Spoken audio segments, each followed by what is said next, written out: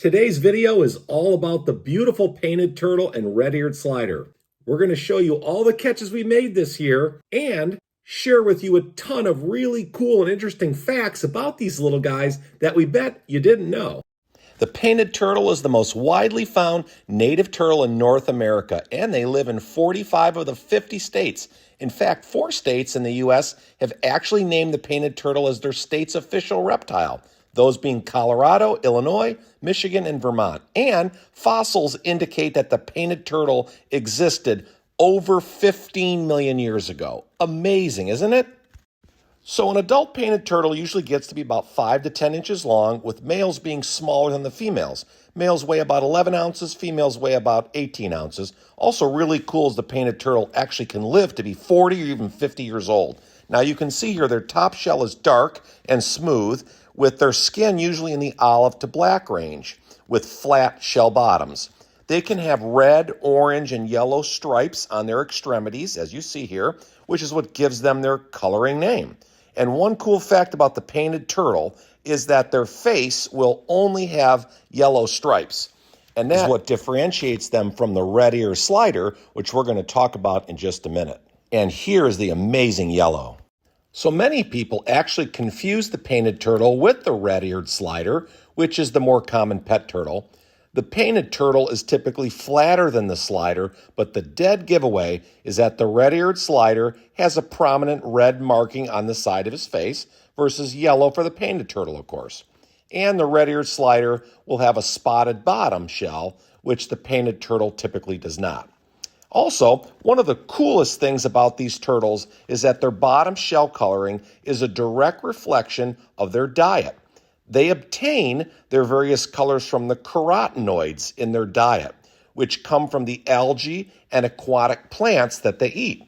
The actual amount of carotenoids in their diet will influence the amount and brightness of their spots and stripes. Very cool creature indeed.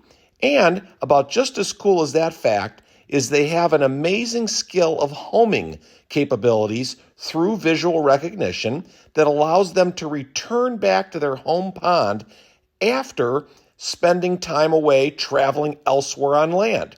And they can usually go for up to about 4-mile radius away and still know how to get back home. So again, really cool and amazing creature that you're seeing here. Just an amazing, amazing turtle. These turtles prefer slow-moving current in freshwater ponds, creeks, and lakes that have soft, muddy bottoms.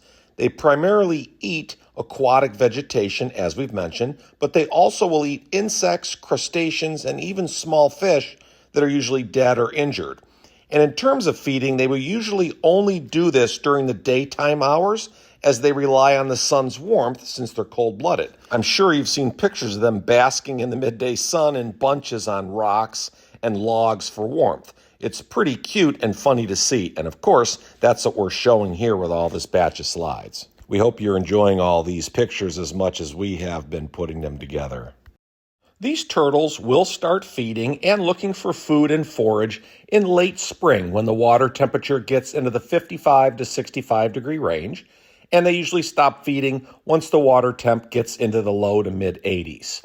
They are mostly a bottom-dwelling hunter, and they move their head in and out of the vegetation to stir their victims out into the open. That's kind of funny. And in the wintertime, you can find them hibernating in the mud bottom, as they will dig themselves in as much as 3 feet into the mud, usually between October to the March time frame here in the northern U.S. where we live.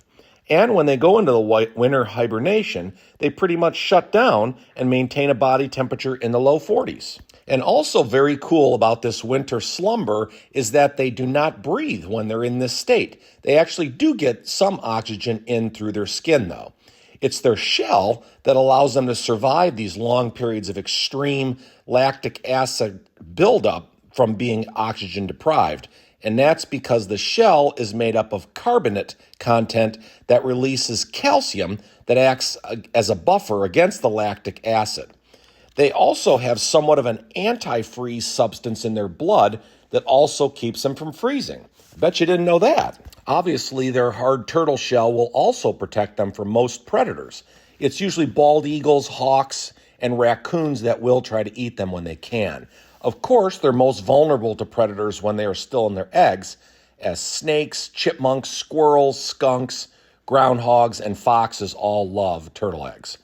And another fun fact is that the painted turtle survival rate from egg to their first birthday is only about 20%. But they do defend themselves from predators by scratching, biting, or actually urinating on the predator. So, wait, what's this guy doing here? That's crazy. He's gone. So every single one of these turtles you've seen us catch have all been on cheese hot dogs in 4 different lakes. They absolutely cannot get enough of these things. So I'm going to go out on a limb and invite this guy to my 4th of July party. No, not this guy, the actual turtle. So please make sure to like this video, hit the subscribe button, and enable your bell notifications so you never miss another video.